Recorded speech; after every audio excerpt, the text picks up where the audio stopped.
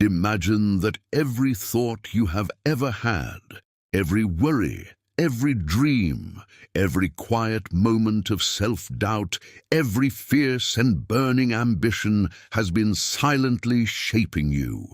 Not just your mood, not just your attitude, but your body, your circumstances, your relationships, your very destiny. That was James Allen's central argument, and it became the foundation of one of the most quietly powerful books ever written. Welcome to English Through Great Stories. Today we journey together through As a Man Thinketh, a short philosophical essay written in 1903 by an Englishman named James Allen. It is barely 60 pages long, yet for more than a century, readers around the world have returned to its central idea, an idea that is both simple and staggering. You are, in the deepest sense, what you think. Chapter 1. The Seed Within. Before we open the book itself, let us first meet the man who wrote it. James Allen was born in Leicester, England in 1864. His childhood was not easy. His father worked in the textile industry. After losing everything in a financial crisis, he traveled to America to find work. He never found it. He was robbed and murdered shortly after arriving. James Allen was 15 years old when he received that news. He left school immediately to support his mother and 2 younger brothers. For the next 2 decades, he worked as a factory worker and then as a private secretary. He read constantly and deeply. Marcus Aurelius, the Bible, the Bhagavad Gita, the works of Leo Tolstoy. He was searching quietly and persistently for an answer to a question that had haunted him since boyhood. Why do some people rise from misfortune while others remain crushed beneath it? At the age of 38, he left his job, moved with his wife to a small cottage in Ilfracombe, a coastal town in Devon, overlooking the sea, and devoted himself entirely to writing and meditation. He rose before dawn each morning, walked along the cliff tops, and then sat down to write. He became remarkably productive, ultimately producing 19 works. As a Man Thinketh, published in 1903, was among the first. It would become by far the most famous. The title comes from the book of Proverbs in the Bible. As a man thinketh in his heart, so is he. Allen took that ancient idea and examined it with the precision of a philosopher and the warmth of a poet. His argument was this: the mind is a garden. Thoughts are seeds, and whether we tend to that garden or neglect it, something will always grow, flowers or weeds. The choice, he insisted, is ours. Allen opens with a declaration that is bold, almost confrontational. He writes, "Man is the master of thought, the moulder of character, and the maker and shaper of condition, environment, and destiny." Read those words slowly. Master of thought, moulder of character, maker of destiny. He is not saying that life is easy or that suffering is imaginary. He is saying something more radical, that our inner world creates our outer world, more than we realize, more than we are comfortable admitting. Think of it this way. 2 people face the same difficulty. Perhaps they lose a job or a relationship ends. One person thinks, "This is proof that I am not good enough. Things always go wrong for me. I will never recover." The other person thinks, "This is painful, but it is also a turning point. What can I learn? Where can I go from here?" Same event, entirely different thoughts, and over time, entirely different lives. Allen does not dismiss suffering. He does not pretend that the world is fair or that thinking positive thoughts will make tragedy disappear. What he argues, carefully, honestly, is that our habitual way of thinking, the patterns of thought we return to again and again, gradually and powerfully shape who we become. Character, he says, is not something we are given. It is something we build, thought by thought, day by day, year by year. Chapter 2. Seeds and Soil. Having established that thought builds character, Alan takes us a step further. He asks us to consider our circumstances, the situations we find ourselves in, the conditions of our lives, and to look honestly at the relationship between those circumstances and our thinking. This is where his argument becomes uncomfortable, and discomfort, he would say, is exactly where growth begins. He writes, "Man is buffeted by circumstances so long as he believes himself to be the creature of outside conditions." That word, creature, is precise and deliberate. A creature is something acted upon, something shaped from the outside, something with no power over its own existence. And Alan says, as long as we see ourselves that way, circumstances will control us. But the moment we understand that we are the creators of our thinking, something shifts. He uses the image of a garden throughout this section with remarkable vividness. A man's mind, he writes, may be likened to a garden, which may be intelligently cultivated or allowed to run wild. If you tend your garden, you choose what grows. If you abandon it, nature makes the choice for you. Weeds do not ask permission. They simply grow wherever there is space and neglect.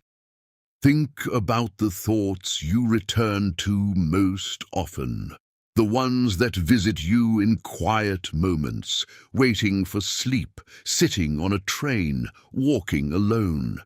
Are they thoughts of possibility or of limitation, of gratitude or of grievance, of trust or of suspicion? We tend not to choose our habitual thoughts deliberately, but we can. That is Alan's quiet revolution. We can choose to cultivate different seeds. Alan is careful here not to make a naive argument. He does not say that a poor person simply needs to think wealthy thoughts and money will arrive. What he observes is subtler and more profound.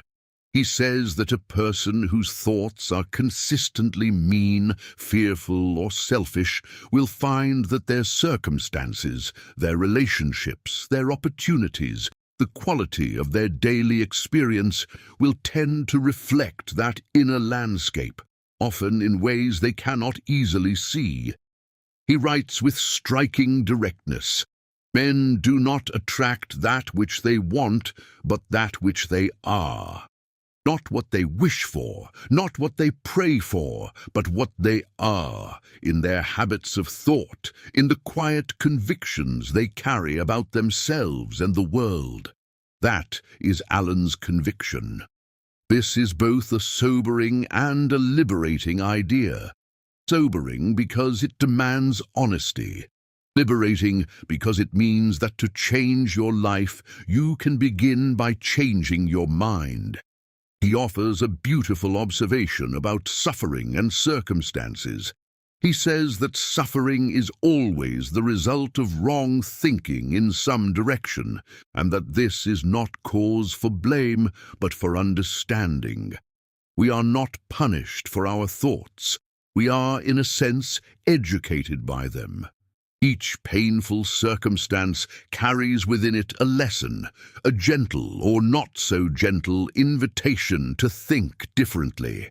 This is also where modern readers may push back on Alan. Is every hardship really the result of wrong thinking? What about injustice, illness, or tragedy that lies entirely beyond a person's control? Alan's answer is uncompromising, and not everyone will accept it. But his deeper challenge remains. Even when we cannot choose what happens to us, how much of our response, our inner orientation, can we learn to shape? Chapter 3. The Body Listens. In 1903, James Allen wrote boldly about the relationship between the mind and the body. Modern research has explored many connections between mental and physical well-being, but Allen's language often goes much further than the evidence would support. His argument here is philosophical, and some of his claims should not be read as modern medical advice. What he offers is a way of seeing, not a prescription. With that in mind, listen to what he says. He writes, "The body is the servant of the mind. It obeys the operations of the mind, whether they be deliberately chosen or automatically expressed. The body," he says, "listens, it responds, it keeps a record. Dark and anxious thoughts do not stay neatly contained in the mind. They express themselves in the face, in posture, in energy, and over time, in physical health. A troubled mind carried long enough will find a way to speak through the body. We recognize this intuitively, even if we rarely say it aloud. We speak of people who are eaten up by bitterness, who carry the weight of grief, who are sick with worry. These are not merely figures of speech, they are observations about how thought becomes flesh, how the inner life materializes, slowly and inevitably, in the outer one. Allen speaks of those who harbor thoughts of fear and anxiety and notes that they invite weakness into their bodies. He speaks of those who practice thoughts of courage, serenity, and goodwill, and notes that they appear to carry a kind of invisible vitality. Allen's language is stronger than many modern readers would accept. But beneath it is a philosophical observation about the quality of a life lived from within. He writes, in a passage of rare poetic beauty, "Strong, pure, and happy thoughts build up the body in vigor and grace. The body is a delicate and plastic instrument which responds readily to the thoughts by which it is impressed, and habits of thought will produce their own effects, good or bad, upon it." That word plastic means shapeable, moldable. The body, he says, is being shaped by your mind right now, every hour of every day. There is something quietly urgent in this chapter. Allen is not asking us to pretend we are not in pain, or to perform happiness when we feel none. He is asking us to notice, honestly and compassionately, the thoughts we choose to dwell in, because dwelling matters. A thought visited once passes through. A thought returned to again and again becomes a residence, and the body, faithful servant that it is, will furnish that residence accordingly. Chapter 4. The Compass of Purpose. We have seen how thought shapes character, how it influences circumstances, how it speaks through the body. Now Allen turns to one of his most practical and most demanding arguments, the relationship between thought and purpose. A life without purpose, he says, is a life at the mercy of every passing wind. Without a clear direction, even good intentions scatter and dissolve. He writes, "Until thought is linked with purpose, there is no intelligent accomplishment." And then, even more pointedly, they who have no central purpose in their life fall an easy prey to petty worries, fears, troubles, and self-pityings, all of which are indications of weakness, which lead just as surely as deliberately planned sins to failure, unhappiness, and loss. That is a strong statement, but sit with it for a moment. How much mental energy, how many hours of thought do we pour into worries that are small, fears that never materialize, grievances that repeat themselves endlessly? Allen is not dismissing these feelings. He is observing that they tend to expand to fill whatever space we give them. Purpose is what gives us something more worthy to fill that space. He counsels us to form a clear, definite purpose and then set about achieving it with all our heart. When doubt and fear arise, and they always will, we must not allow them to become our focus. We must use them as information and then return deliberately to our purpose. The mind that has a destination is far harder to derail than the mind that is simply drifting, waiting to see where the current carries it. Purpose for Allen is not merely ambition, it is alignment between what we value most deeply and where we direct our days. He speaks of purpose as a kind of compass. It does not guarantee smooth seas, but it ensures that even in a storm, you know which direction you are trying to sail. Without it, every wave seems equally threatening, equally capable of pushing you off course. With it, you navigate. He adds a word that is rarely included in discussions of ambition: failure. He says that we should fail courageously and determinedly in the attempt to achieve our purpose rather than not attempt at all. Failure in this framework is not the opposite of success. It is part of the education that purpose provides. It is the garden teaching you what the soil needs. It is the compass telling you to adjust your heading. Chapter 5. The Alchemy of Achievement. In the Middle Ages, alchemists searched for a way to transform base metals into gold. They never found it. But James Allen believed that something like alchemy is genuinely possible, not in a laboratory, but in the human mind. The transformation of thought into achievement, of inner conviction into outer reality, is the subject of this fifth movement. And it is perhaps where his argument reaches its most inspiring heights. He begins with a principle that sounds almost too simple. All that a man achieves and all that he fails to achieve is the direct result of his own thoughts. He is careful not to reduce this to a simplistic formula. He is not saying that wishing produces results. He is saying that the quality of thought, its consistency, its clarity, its alignment with purposeful action, shapes, in his view, what a person is capable of building in a lifetime. He makes a striking observation about achievement and character. He says that achievement of any kind, in art, in commerce, in science, in any field, is not the product of fortunate circumstances or lucky birth alone.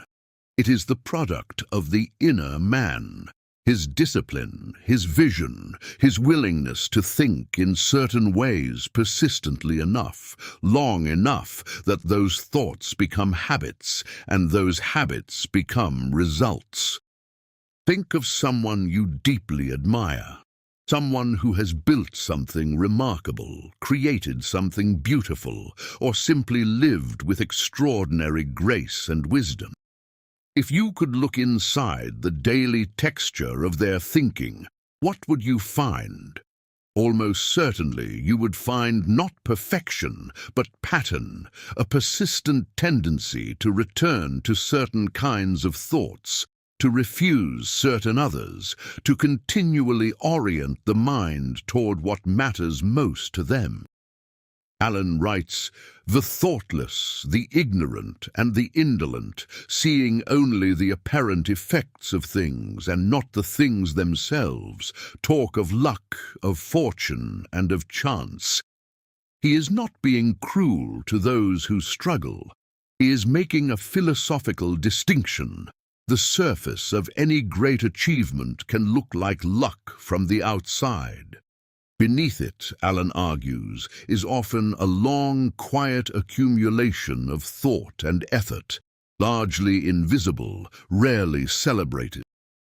He also speaks here of the relationship between sacrifice and achievement. And he is honest that real achievement always requires something to be given up. Comfort, certainty, the ease of familiar limitation. He writes that the higher the achievement, the greater the sacrifice required.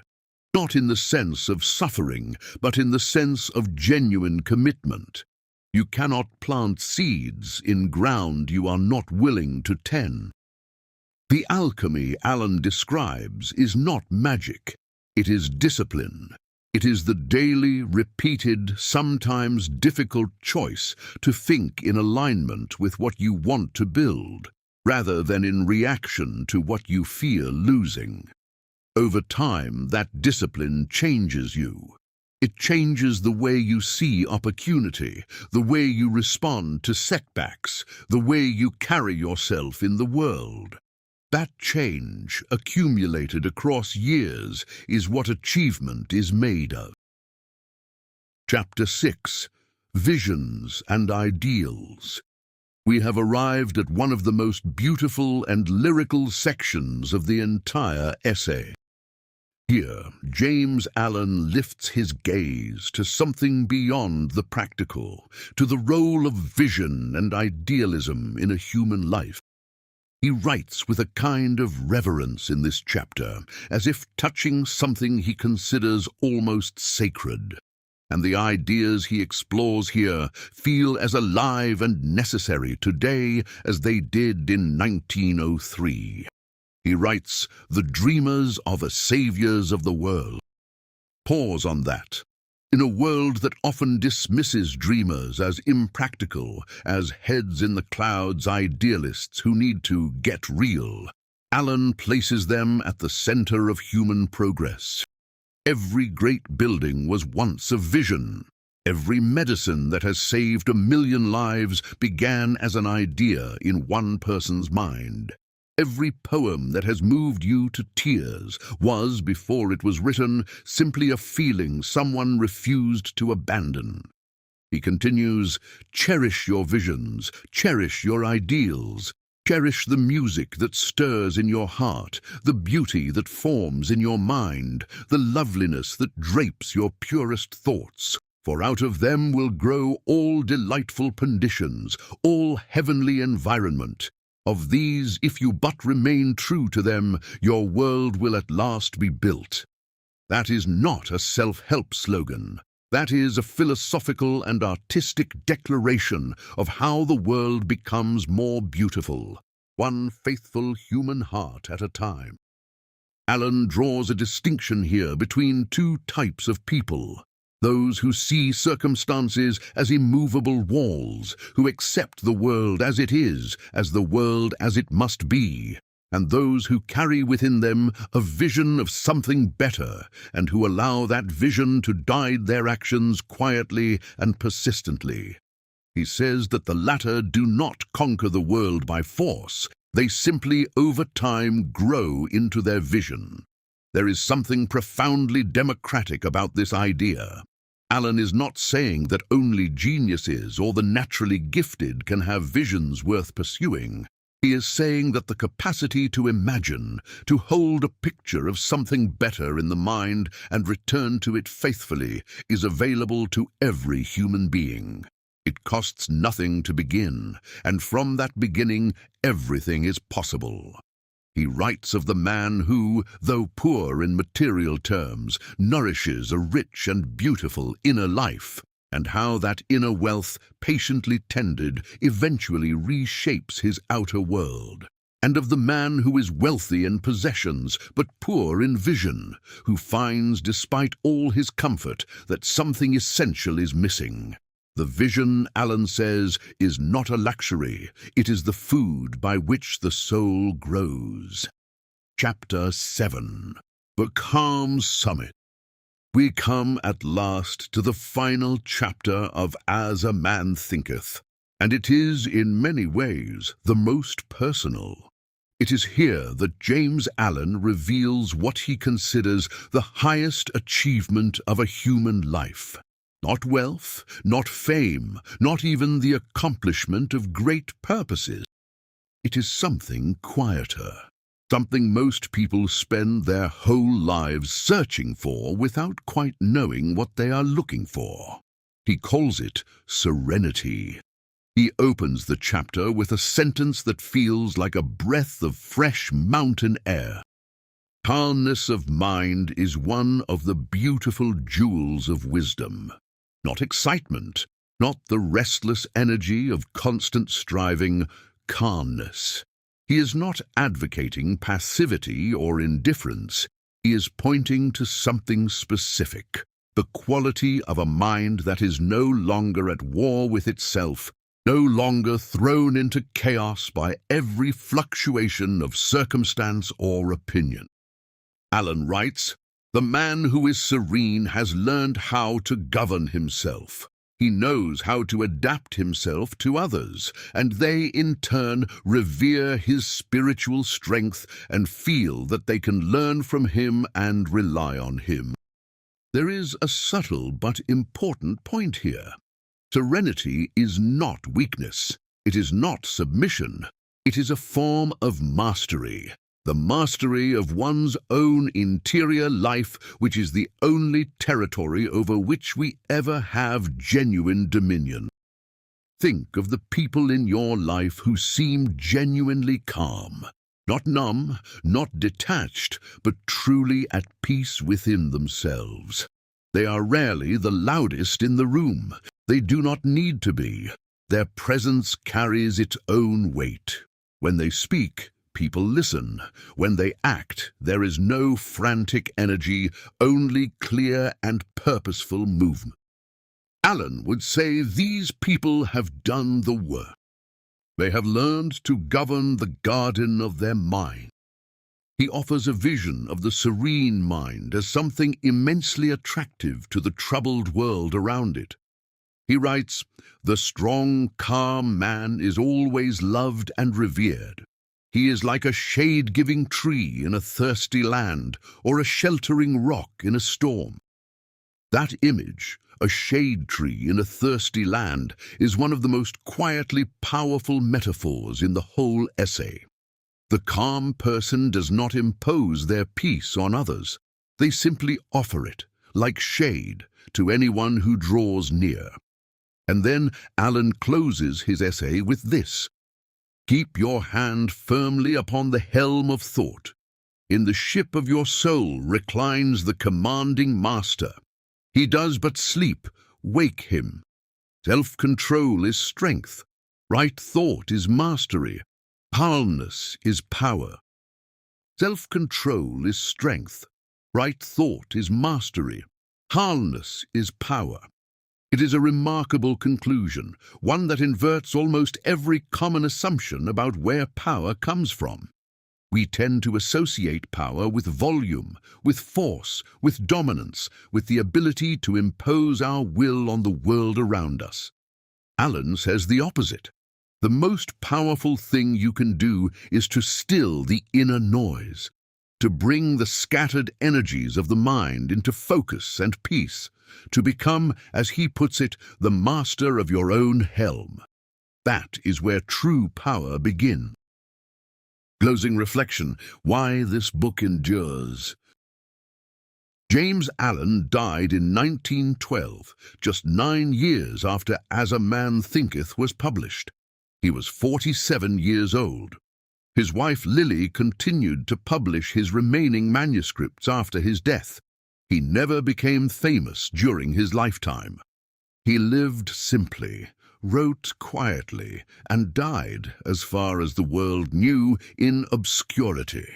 And yet, more than 100 years later, his words are still being read, still changing lives, still starting conversations exactly like this one. Why? What is it about this small, quietly written book that has given it such extraordinary longevity? I think it is this. It speaks to something every human being suspects but is afraid to fully believe, that they are not simply the product of their circumstances, that their inner life matters, not just spiritually, but practically.